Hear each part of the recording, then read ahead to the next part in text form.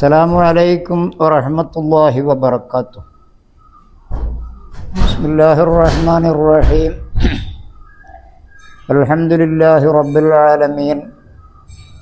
വസ്സലാത്തു വസ്സലാമു അലാ അഷ്റഫിൽ മുർസലീൻ വഅലാ ആലിഹി വസഹ്ബിഹി അജ്മഈൻ. അമ്മാ ബഅദ്. ഏറ്റവും ബഹുമാനം നിറഞ്ഞ സഹോദരങ്ങളെ, സുഹൃത്തുക്കളെ, പ്രിയപ്പെട്ടവരെ, 20-ാം നൂറ്റാണ്ടിലെ മഹാപണ്ഡിതാഗ്രേസരർ ദാറുസുന്ന 2-ാം ദശവാർഷികവുമായി ബന്ധപ്പെട്ട് മൗലാന ഹുജ്ജത്തുൽ ഉലമ നജീബ് ഉസ്താദ് അവറുകളാൽ വിരചിതമായ കഴിഞ്ഞ നൂറ്റാണ്ടിലെ 20 മഹത്തുക്കളെ പരിചയപ്പെടുത്തുന്ന ഒരു മഹത് ഗ്രന്ഥത്തെ പരിചയപ്പെടുത്തുകയാണ് ഞാനിവിടെ നിർവഹിക്കുന്നത്. മഹാനരായ താജുൽ ഉലമ ശംസുൽ ഉലമ നവ്വറുല്ലാഹു മറാഖിദഹും തുടങ്ങി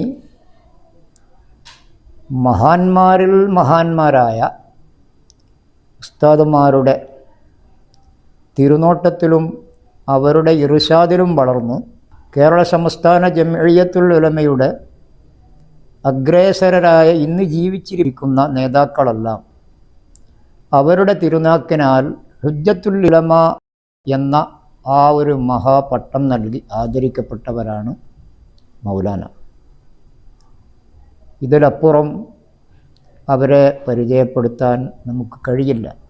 അള്ളാഹു മഹാനർക്ക് ദീർഘായുസ് നൽകുമാറാവട്ടെ.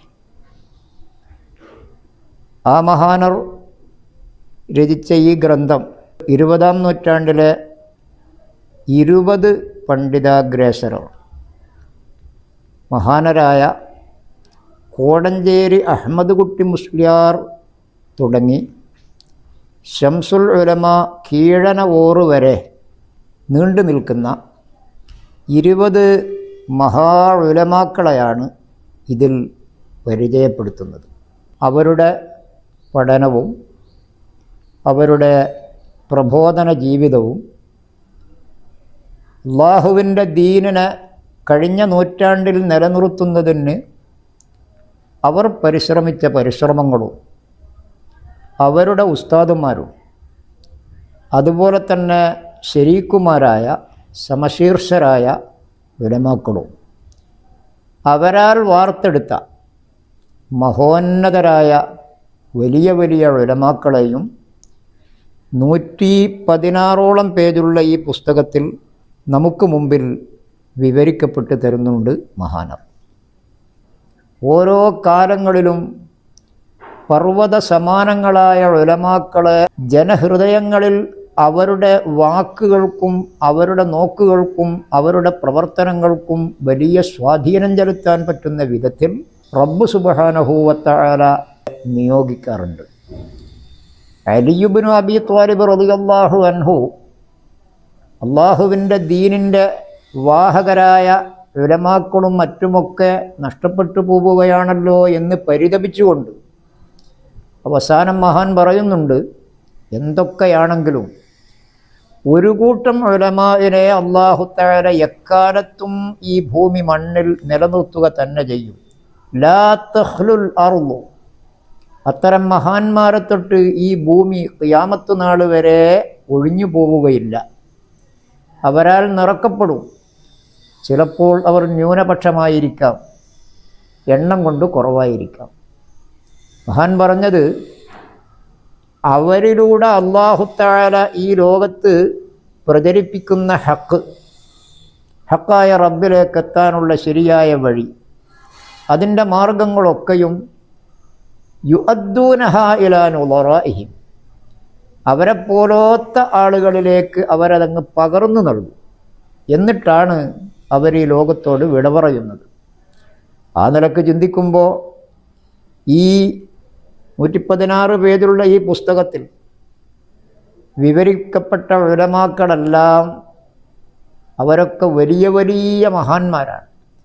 അവരെ സാധാരണക്കാർക്ക് അടുത്തറിയാനും ഇനി വിജ്ഞാന കുതുകികളായ ചരിത്രബോധമുള്ള വിദ്യാർത്ഥികൾക്കും പഠിതാക്കൾക്കും ഇവരെക്കുറിച്ച് കൂടുതൽ മനസ്സിലാക്കാനും അതേപോലെ തന്നെ അവരുടെ ശിഷ്യഗണങ്ങളെക്കുറിച്ച് കൂടുതലായി അറിയാനുമൊക്കെ ഉപകരിക്കുന്ന ഒരു മഹത്തായ ഗ്രന്ഥമാണ് നാം പ്രതിപാദിക്കുന്ന ഈ പുസ്തകം. ഉലമാക്കളെ വിവരിക്കുന്ന പല ഗ്രന്ഥങ്ങളും പലരും മുമ്പ് രചിച്ചിട്ടുണ്ട്. എന്നാൽ ഈ പുസ്തകം വേറിട്ട് നിൽക്കുന്നത് കൂട്ടത്തിൽ ഏറ്റവും മുന്തിയ മഹത്തുക്കളെയാണ് ഇതിൽ വാഴ്ത്തിയിരിക്കുന്നത്. ആ വിധത്തിൽ സാധാരണക്കാരും അല്ലാത്തവരും ഒക്കെ വായിച്ചിരിക്കേണ്ട ഒരു മഹത് ഗ്രന്ഥം.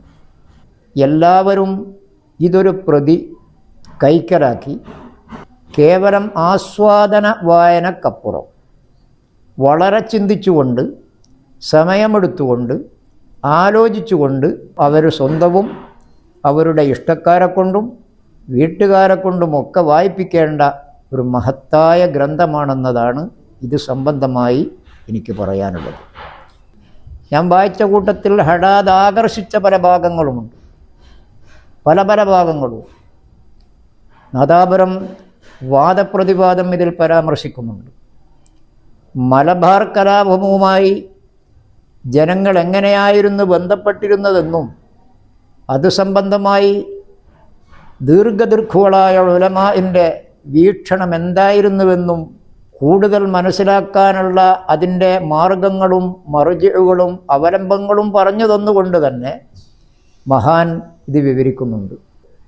വഹാബികൾ എളിഭ്യരായ പുളിക്കൂൽ സഭയെന്നും നാദാപുരം സംവാദമെന്നും ഒക്കെ അറിയപ്പെടുന്ന ഒരു വിഷയം. അതിൽ മഹാനരായ കണ്ണിയത്ത് മഹാനവറുകളുണ്ട്, അല്ലാമ തറക്കണ്ടിയിലെ ഓറുണ്ട്. ആ തറക്കണ്ടിയിലെ ഓറുടെ ഇടപെടലും ഇടക്കുള്ള ചോദ്യങ്ങളും ആ ചോദ്യത്തിൻ്റെ ശരമേറ്റ് വഹാബികൾ നിലംപരിശാകുന്നതും ഈ പുസ്തകത്തിൻ്റെ വരികളിൽ വായിക്കാൻ നമുക്ക് പറ്റും. അവിടെ മഹാൻ ഉപയോഗിച്ചതിൽ 3 റിപ്പോർട്ടുകളാണ് ഞാൻ അത് സംബന്ധമായി മുമ്പ് കേട്ടിരുന്നത്. ലാ കട്ടതോ, ലാ വിട്ടതോ, ലാ കട്ടതോ വിട്ടതോ ചുട്ടതോ. അതിൽ ഒരു റിപ്പോർട്ട് മാത്രമേ മൗലാന ഇതിൽ ഉദ്ധരിക്കുന്നുണ്ട്. മഹാനരായ തറക്കണ്ടിയിലെ ഓറ് അല്ലാഹു സുബ്ഹാനഹു വ തആല വളരെ കുറഞ്ഞ പ്രായത്തിൽ തന്നെ റബ്ബിങ്കലേക്ക് കൂട്ടിയതിൻ്റെ അതിൻ്റെ അന്തർരഹസ്യം അഷ്റഫുൽ ഖൽഖ് സ്വല്ലല്ലാഹു അലൈഹി വസല്ലമ തങ്ങളുടെ പിതാക്കളായ ആമിന അബ്ദുല്ലാ റളിയല്ലാഹു അൻഹുമ വളരെ ചെറുപ്രായത്തിൽ തന്നെയാണ് വഫാത്തായത്. ആ വഫാത്തായ ആ മഹത്തുക്കളെ വിവരിക്കുമ്പോൾ കിതാബുകളിലുണ്ട്, മുത്തു മുസ്തഫ സ്വല്ലല്ലാഹു അലൈഹി വസല്ലമ തങ്ങളെ ഈ ലോകത്ത് ഇന്ന് നൽകാൻ സമ്മാനിക്കാനാണ് അവരെ രണ്ടാളെയും അല്ലാഹു തആല സൃഷ്ടിച്ചത് എന്ന് ചരിത്രത്തിൽ കാണുന്നത് പോലെ അല്ലാമ തറക്കണ്ടിയിലെ ഓറ് എന്ന വലിയ മഹാനർ, അവർക്ക് അല്ലാഹു തആല തട്ടാങ്കര കുട്യാമു മുസ്ലിയാർ അടക്കമുള്ള മഹത്തുക്കളിലൂടെ ലഭ്യമായ ഇൽമ്, ആ ഇൽമ് അങ്ങനെ തന്നെ ഒരു വലിയ മഹാന്റെ ഹൃദയത്തിലേക്ക് ചൊരിഞ്ഞുകൊടുത്ത് ശംസുൽ ഉലമാ കീഴന ഓറെ വാർത്തെടുത്തുകൊണ്ട് കുറഞ്ഞ പ്രായത്തിനിടയിൽ തന്നെ മഹാനവറുകൾ വഫാത്താകുമ്പോൾ ആ മഹാനരായ തറക്കണ്ടിയിലെ ഓറെ അല്ലാഹു തആല ജനിപ്പിച്ചതിൻ്റെ ഉദ്ദേശ്യം തന്നെ കീഴനാവോർ എന്ന ഒരു വലിയ ബഹറുൽ ഉലൂമിനെ, വിജ്ഞാനത്തിൻ്റെ വലിയ ഒരു പർവ്വതത്തെ 90 ചില്ലാനം കൊല്ലം ഈ ലോകത്ത് ജീവിച്ച മഹാനരെ ജനിപ്പിക്കുകയായിരുന്നു. ആ മഹാനരെ ഇവിടെ പ്രൊഡക്റ്റ് ചെയ്യുകയായിരുന്നു എന്ന് ഈ പുസ്തകത്തിൽ വായിക്കുമ്പോൾ അത് മനസ്സിനെ വല്ലാതെ വശീകരിച്ചിട്ടുണ്ട്, വല്ലാതെ ചിന്തിച്ചിപ്പിച്ചിട്ടുണ്ട്. ഞാൻ നീട്ടി പറയുന്നില്ല.